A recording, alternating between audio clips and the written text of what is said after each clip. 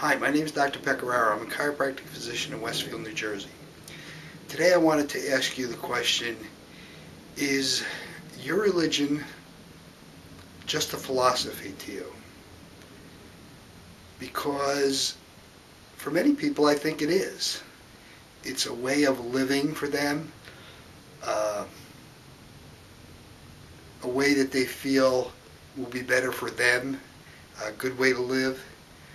But your religion is really supposed to be more than that. It's supposed to be truth, real, something that really is true. On the one hand, you can say, well, there are mountains and trees, and when you plant things, they grow, and you really don't know how, when you plant the things, they grow, or how the mountains got there, or any of that stuff, unless you believe in a supreme being. You could say that it comes from evolution, but that won't explain why grass grows today, and why your lawn gets bigger, why the trees grow. And even in evolution, there's a beginning point. You go way back to what scientists will call the Big Bang, and once they get there, there's no answer for where that first thing came from. Usually they just say it just happened, but that doesn't even make sense, does it to you? That something could just happen out of nothing? So you want to believe the reality of your religion. Now in Christianity, we want to believe in the reality of Jesus. He was God who became a man.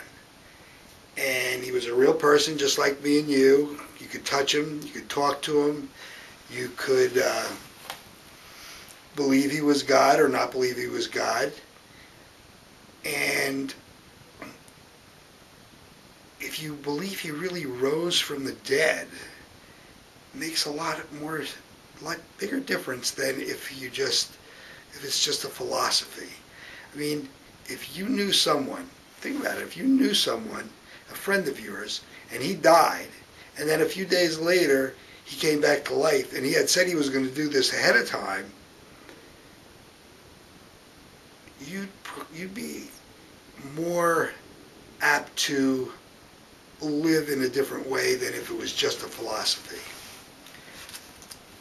Especially if he wanted to tell you, if his good news to you, his gospel to you was that this was going to happen to you someday. And you'd be willing to die for it, probably, just like Jesus' early followers were willing to die for him. And most of these people didn't have any really good reason to believe in him because they didn't really even know him until for only just a couple of years. So they changed their minds, or they came to believe in him. Whereas other people that are willing to die for things like the kamikaze pilots in World War II, they were more or less brought up from early infancy to believe that they needed to do this if it was necessary. Whereas in the case of Jesus, many of the people weren't. They just changed to be that way based on what they saw. And even in the New Testament parts of Paul, he says that many of these witnesses that saw all this stuff were still alive, and you could just ask them if you wanted to.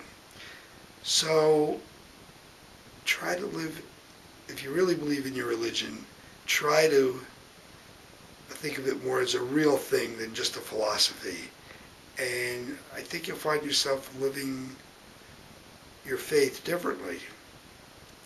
So I hope this information has been helpful to you, and I'll try to bring you some more reflections at another time. Thank you very much.